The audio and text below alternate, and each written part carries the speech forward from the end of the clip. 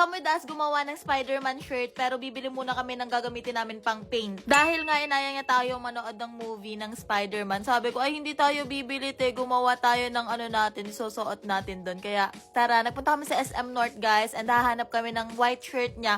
Kasi nga, wala siyang dala. Tapos pumunta na kami dito sa bench, and may nakita kami mga Koreano yun.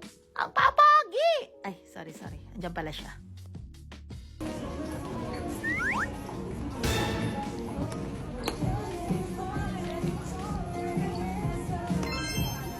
Naghanap kami guys ng plain white shirt kasi nga, basta, makikita nyo. Alam nyo na siguro yun kasi nag-trending naman siya. So, ganun yung gagawin namin. And nag-try siya ng iba't iba. May manipis kasi and may makapal. So, ayun. Tapos, tinry niya rin.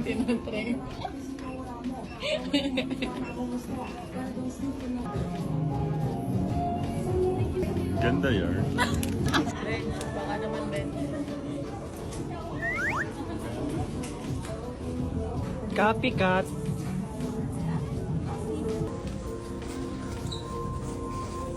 Baka naman, Ben. Feeling. Bili kami. Ay, sorry. Ay, Ako pala yun. Doon yun.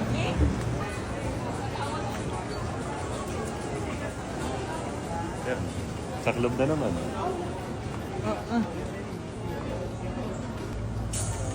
Dapat mo ang bagay sa akin.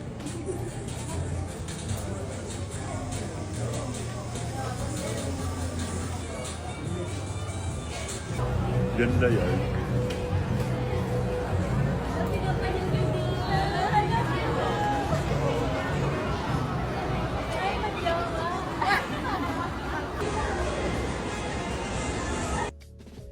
Tapos guys, sinanap namin yung school supplies and bumili kami ng cutter, ng gunting, paint, at pentel, tsaka lapis. Yun yung mga kailangan namin. So, yan. Hinanap namin siya dyan.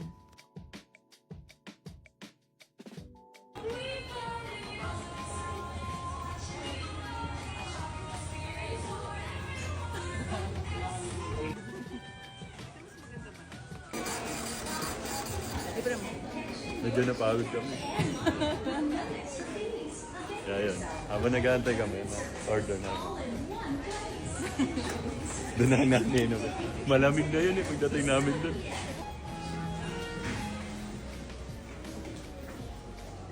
Ay, bitch. Ang bigat ka, din. Wala mo mag... Ilang kilo mo? 70. Tres. Ay, naku. Wala siyang kausap.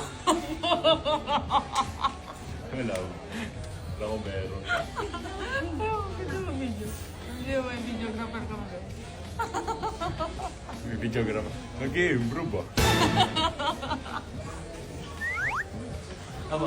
Walang kausap. Wala pa na. Atog.